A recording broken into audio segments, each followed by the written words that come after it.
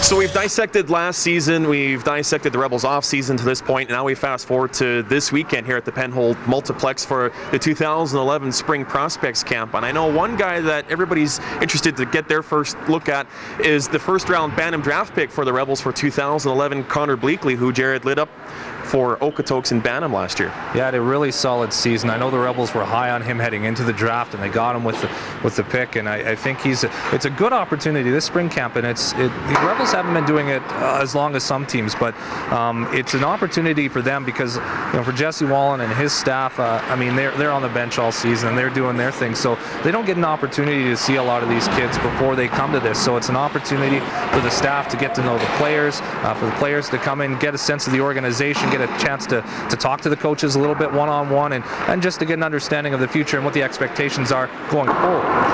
Absolutely, and an opportunity, as we were mentioning off camera, for the 2010 first-round pick, defenseman Cale Detzel. With the departure of some of the Rebels' top 6 guys, there's an opportunity for him to come and make an impact in the lineup. Well, absolutely, and it's like we talked about earlier with Archer, graduating on, there is a hole on the blue line, and Detzel is a kid, I think, that the expectation is that he should be able to step in and, be a 5'6" guy as a 16-year-old, and that's what you want to see from your first overall pick. So when they hit 16, that they can step into your lineup and that they're good enough to be there, they're strong enough to be there, and and once we always see it with those 16-year-olds, it's always the confidence right off the bat. So when you can get in here, he's had a couple camps under his belt already.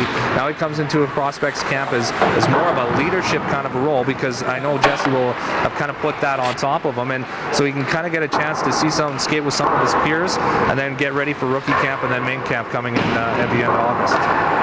And here are the thoughts of head coach Jesse Wallin as he looks at this weekend's prospect camp here in Penhold. There's a handful of guys that have a chance to play here this year. The 95s are all eligible, and we have a number of players coming back. So, where these guys fit in is going to be up to them.